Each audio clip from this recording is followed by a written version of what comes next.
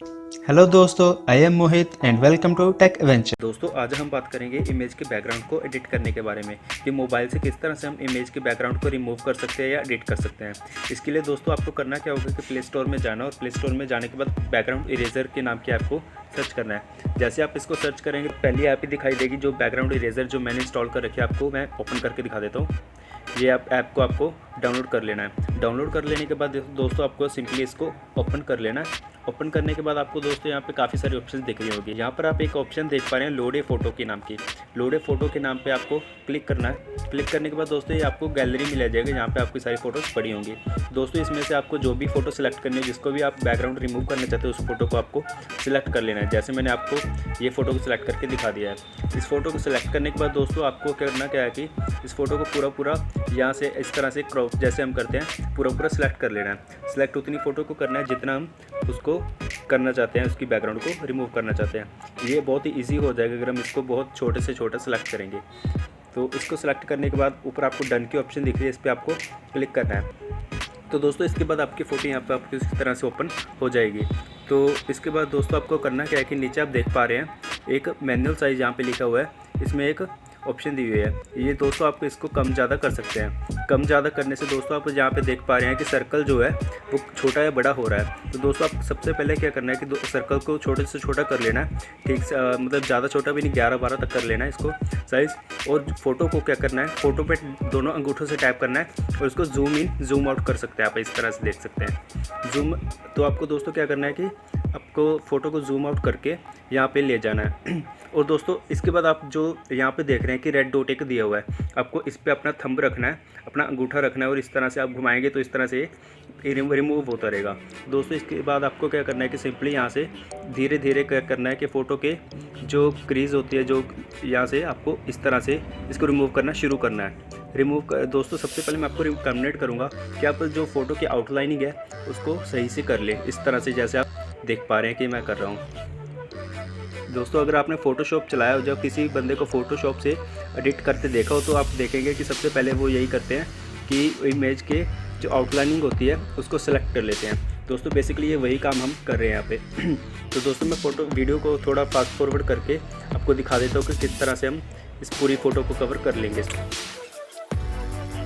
तो दोस्तों इसी बीच मैं आपको बताना चाहूँगा कि अगर आपसे कई बार कोई मिस्टेक हो जाती है या फिर कोई गलती हो जाती है, जैसे मेरे से ये कट गया मान लीजिए, तो अगर आपको इसको बैक करना है तो आप यहाँ पे देख पा रहे हैं कि यहाँ पे अंडू की ऑप्शन दी हुई है, यहाँ पे 20 लिखा हुआ है। तो आपको इस पर टैप करना है तो उतने आप बैक चले जाएंगे।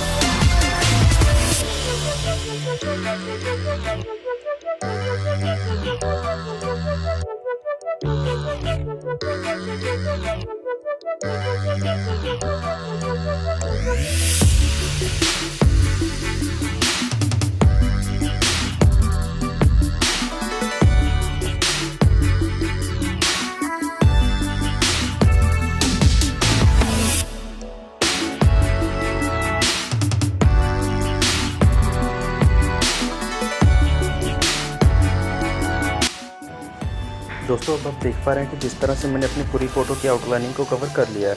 कवर कर लेने के बाद दोस्तों आपको क्या करना है कि अब फ़ोटो को बैकग्राउंड को जो है रिमूव करना शुरू करना है। रिमूव करने के लिए आपको ब्रश का साइज़ को जो है बढ़ा लेना है नीचे से, जैसे मैंने बढ़ाया। तो आपको इस तरह से पूरी फ़ोटो को बैकग्राउंड को रिमूव करना शुरू कर देना है।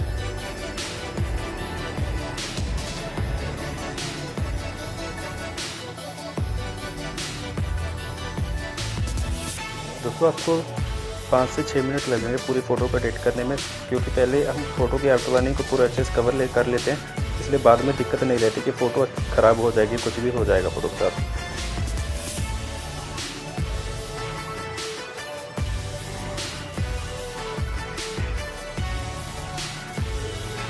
उसी तरह से जैसे मैं करूँ आपको इसी तरह करना है। ब्रश के साइज़ को आप कम या ज़्यादा करके थोड़ा एडजस्ट करके सही कर सकते हैं।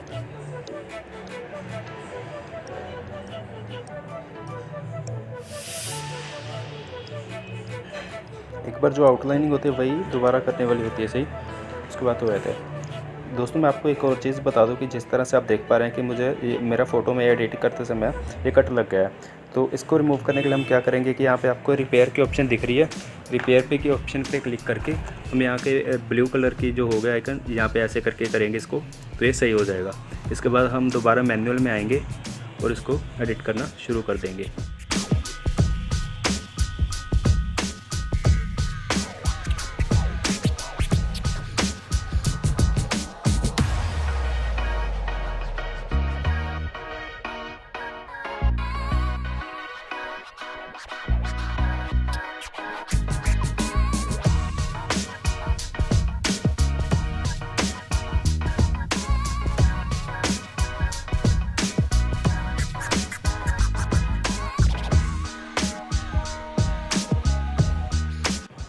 दोस्तों इसी तरह से जैसे आप देख पा रहे हैं कि मैंने अपने पूरी फ़ोटो को यहाँ पे रिमूव कर दिया है।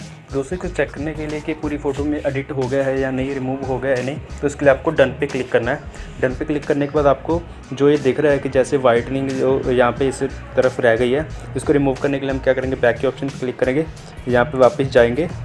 यहाँ पर बिल्कुल हम देख पा रहे हैं कि आप वाइट यहाँ पर थोड़ा रह गया था, तो इसके लिए हम दोबारा डन पे क्लिक करेंगे, फिर देखेंगे कि कहाँ पे रह गया।